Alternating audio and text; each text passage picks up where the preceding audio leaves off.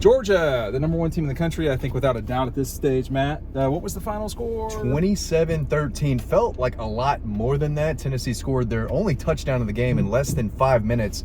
This was a sound beating. I don't care that the score was 27-13. Georgia was clearly the better team tonight. They were the number 1 team in the country. They proved it. Quick thoughts before I pass it back to Ryan. Stetson Bennett, I thought, played outstanding.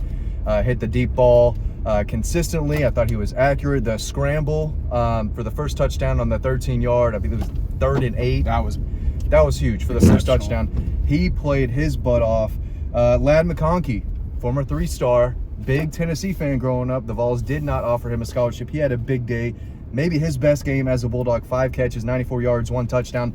But this game was about the defense. They said Tennessee's offense was unstoppable. I heard comparisons to the 2019 LSU offense a lot out there this week. Georgia stopped the unstoppable offense. They got to Hendon Hooker 6 times. I thought it was going to be 7. They took that last sack away, but they were getting after it. I mean, you can name the guys. Malachi Starks had a big game. Javon Bullard had a big game. Jalen Carter was all over the place. Warren Brinson. Yes. I mean, they got to Hendon Hooker. They pressured him. They sacked him. They made him uncomfortable. And they could not get anything going. I did not expect Tennessee to only score 13 points, Ryan. Elite atmosphere today. I think that's the loudest that I've ever heard Sanford Stadium, and I've been to a handful of those games that people look back on as the best. You like that? That's close, man. As the best atmospheres there. It did feel like it was more than 27-13, and it was for the most part. It was 27-6 for a long time. Garbage time. I mean, they held what was supposedly, and it was, the best offense in college football coming into this game to 1 garbage time touchdown and a couple field goals. There was a point at the beginning of the 4th quarter. It was raining. Tennessee was driving. They got into Georgia territory, and the Georgia defense turned it on. And just sack after sack. I think they had 3 sacks on 3 consecutive plays, forced 3 or 4 false starts in that same possession. It was a bloodbath defensively. Jalen Carter, man, you talk about his conditioning. He looked fine to me. He's out there, 2 forced fumbles. He was all over the place. He was a disruptor. Javon Bullard came off the edge twice for a couple sacks. People were concerned about the sacks, right? Why isn't Georgia getting to the quarterback? I don't know how many times, but it was at least 5. 6. It was 6 times they got to Hooker. His pocket presence isn't bad, but it's not as good as Stetson Bennett's, and I agree with Matt, had a really, really good day. What he had to do, what Dean and I talked about at Paloma last night, had to play a clean game. He didn't have to have his best game ever. Should have had the 1 interception, but other than that, they dropped on the first possession, first drive. After that fumble on the first, it was all Georgia. After they fumbled on that first possession, it was all Georgia. It really never felt like. I mean, early on, these games at Sanford Stadium, when it gets that loud, it doesn't feel like the other team ever knows how to deal with it. It's so predictable too. It just is predictable. Like it didn't feel like Tennessee was ever in the game. To me, it never felt like they were in the game, even when they get the garbage time touchdown. And their offense can score really quick. That's been one of the, like that game they had. All their touchdowns were like in a minute 40. Well, they just couldn't score. It was the same way against Alabama in the national championship. They just couldn't get down the field. Well, Tennessee just couldn't score, and when that's happening and Georgia's putting up points, it turns into a blowout. This was a 14-point blowout. Oh. I like it. Real quick, why was that not a safety? It was a safety. That was ridiculous. That was a safety, right? What am I getting wrong here? Well, it's so late at night. You know what I'm going to do? What are you going to do? DoorDash. Right off the bat. The code is DAWG, DAWG. DoorDash. While supplies last. Not going to last forever. Our friends at DoorDash, I probably will get a local Athens, some flavor from in town. They got some flavor. But Cheesecake Factory is still open.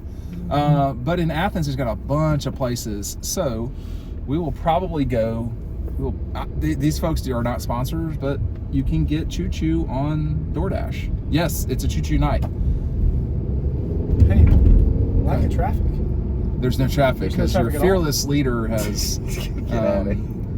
The run from Stetson was special.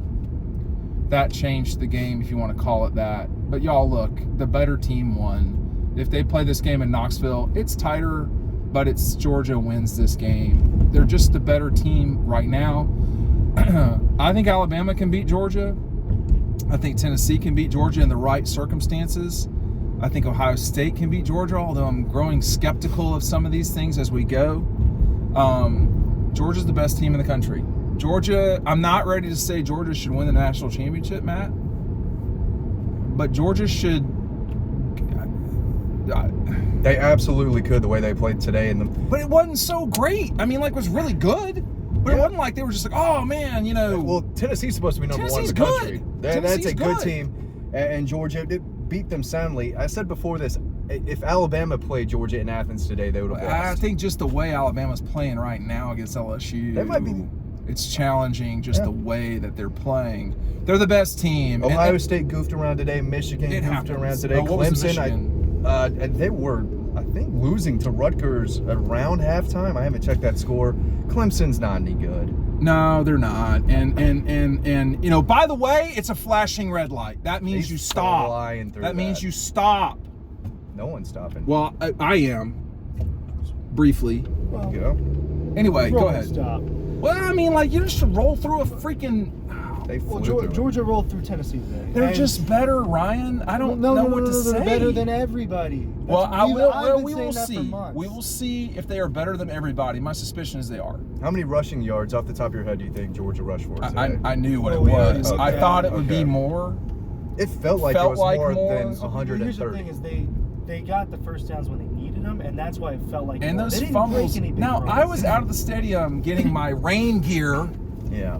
So I don't know which of us messed that up, but I'm going to blame myself on that deal. Look at the cone just in the middle of the road. So you missed the Branson Robinson fumble. Yeah, the ball just kind of slipped out of his arm. It was a nice. Were they about to score a touchdown? So the play before that, Jalen Carter had forced his fumble, his second fumble. Where was the ball? About like the 35-yard line. So Georgia 40, could have put 35. the game would have been over. The game would have been over but the very next play, Branson Robinson fumbles. But at that point, it's really slippery. They were attacking the ball. What does this win mean? We're going to go with Ryan first. Oh, I mean, it means that if Georgia just plays their game, they're in the playoff, right? Okay. Today was a playoff game, and they won, and now their odds go way up for making the college football playoff. They will make the. They can lose a game. They can lose a game, and I don't know if it matters which game. That's true. If they only lose one game heading out, they're one of the 4 teams in. That's what they earned today. What does this mean? Well, I said before this that it was a playoff game. Georgia needed this more than Tennessee. I still think Tennessee could slide into the playoff if things go their right way. But I do think that Georgia's running away with this series. I said against Georgia, Auburn, Georgia, Florida.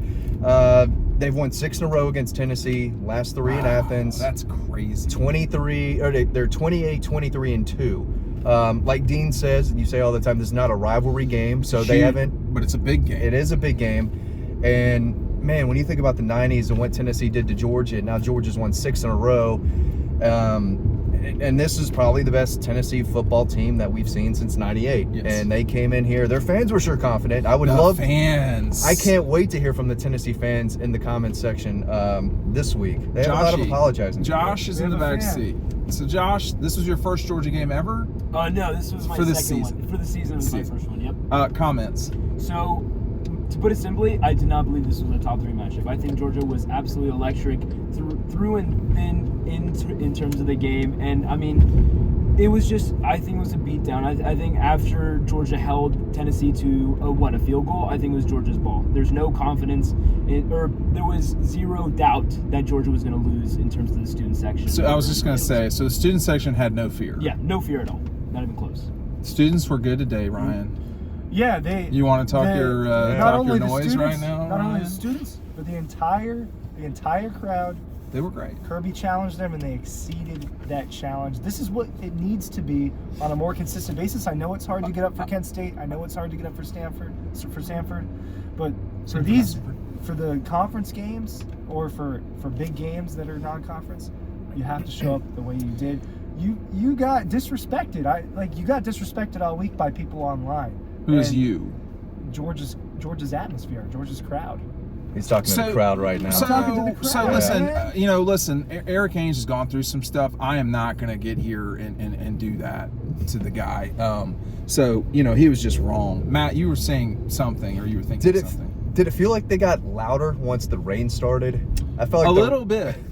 Once it started raining, that place was rocking. It was a wonderful experience. I enjoy the way I smell right now. It's great. Yeah. Georgia is a special place. Now, I can lecture y'all over and over and over and over again about this. When I say y'all, I mean our audience. But you have an elite academic institution that has one of the best towns you're ever gonna be in. And you have a fan base that will drive hours and spend hundreds of dollars for one ticket. Nevertheless, two. They are passionate, they care, it is a huge deal. Georgia is special in a way, I'm not gonna call out other places. It's special in a way that other places are not. That it's big makes it seem not special at times. But it is a cultural phenomenon, the likes of which doesn't happen in America. Georgia is elite at fandom, but they are negative. They are Larry Munson. And that's what that's okay too. What European soccer team would you compare this to? Maybe I know you're Liverpool. I don't know a lot about soccer. I'm a new Tottenham fan. So I'm pulling for them. That's a struggle right there. We'll bounce back. We'll get one eventually. I'm all on board. But so you're not Manchester United. You're not the Yankees. That's probably the wrong. I mean, in many ways, to me, Georgia football is not distant from Kansas basketball. They both should win more national championships. However, Georgia is blessed with more basketball talent and football talent in the state than Kansas. But Georgia should be good at sports. You know why this was another big win? Because there were a billion 5-star recruits. Yeah, there sure were. We were talking about Juan Gasson, a guy I quasi grew up with. I've known Chico forever. His son's there. Juan didn't go to Georgia, and there was a reason why. But at the end of the day, now it is extremely appealing. And when you can't be from Georgia Tech. You can't be from Clemson or Auburn. You're from Georgia. That's where you grew up. Caleb Downs, 5-star Alabama commit, was in town. Justice Haynes, UGA legacy, 4-star Alabama running back commitment, was in town. What does that mean? I don't think they're flipping to Georgia anytime soon, but the only way they would is if Georgia put on a show like this and the atmosphere was just like this. Dude, it was. Okay. All right. Hey, listen, y'all. I mean, it was. You're down there grinding and competing, Dean. I know it's hard for you to compare atmospheres. Sometimes. Yeah. So Neyland is louder than that. It is. I think. But they are using. Let me just rank real quick. I'm sorry. Yeah. They use. Say it. They use 10 speakers on the field at Neyland, pointed towards the stands. I mean, of course it's loud at Neyland. Go. I was expecting it to be a good show out from the fans as far as the way that they were competing, but they exceeded my expectations too. Like that is exactly what needed to happen. It affected the game. 5-star crowd. Yeah. It was a 5-star crowd. It was good, and you saw those 6 false starts or 7, whatever it was. Well, 3 were in one drive. And it just killed them. I mean, and Josh Heupel said that a lot in the press conference. Hey, dude, we have not at all talked about the DBs, and we really should give Bullard and Kelee and Christopher Smith and Malachi had like 10 tackles. Malachi was their top 5 leading tacklers were the DBs. Kamari Lassiter. The bulk of them popping dudes. The bulk of them were solo tackles. Yeah. And I was talking to a player. I saw several of them. A former player, excuse me. And he said, I said, did you think that? He said, yeah, I thought, that would happen. I'm not sure I thought it would be like that. He said that the big thing was the open field tackling. And I didn't think about that because where I am, it's hard to process that. But he said if they're not, he said Lassiter and Starks, the way that they were tackling, that separated the game, because if they don't, those guys are in the end zone. Javon Bullard played great. 3-star out of Milledgeville. Nobody else wanted him. No other major program. Kirby loves that kid, and it's easy to see why. Those are some tough, gritty dudes who can cover and tackle, and they all really, really impressed today. He gets his nose in there, man. And it's not just about the event we've got with Kelee. I mean, but between Kelee and Lassiter both, they really had to dig tonight. Yeah. And that interception was textbook. Oh, dude, no question. He ran the route He pinched him. He did it all, and he was looking for the ball when the ball was halfway in the air. He just turned around looking for it. Do people understand how hard it is to play DB? I mean, like, you don't know where the ball's going. I was a DB in Pop Warner, so I do understand how tough it is to play. But I would strike you though. I would mess up in coverage. And the sideline went bonkers on that. And I did not say this in Leggy's thoughts. I forgot. Stetson Bennett was pacing back and forth at the Georgia sideline, and he was looking over at the Tennessee sideline the whole time. He wouldn't say anything, but he was looking over there, walking back and forth. He thought today, see, people again, they don't realize that guy thinks he's Superman. Y'all are like, oh, he's a walk-on. No. I mean, he is a walk-on. He's a gamer. He's a winner. He is a winner, man, whatever that means. He's a winner. Nolan Smith was out there coaching his butt wearing off. a Stetson Bennett t-shirt. I felt so bad for Nolan. He was right there on the sideline cheering those guys on. It's hard to not feel bad for him. He wanted to be out there badly. He's so passionate. Yeah. He cares so much. He loves Georgia. He loves Georgia. Well, that's what Kirby said. He said Nolan Smith, like, he didn't need to single people out, but Nolan Smith plays for the University of Georgia. Oh boy. Tough spot. This is not great. Is that Larry's? It's Larry's, so I don't know how. You're going straight, right? Yeah. You're gonna have to go straight. Okay. It's all right. That's what you got. I got the Forerunner. You get the offer. Yeah. Well, so we got to compete. It was a huge win for Georgia. We all thought they were going to, right? We did. We did. It was more comfortable than I suspected, but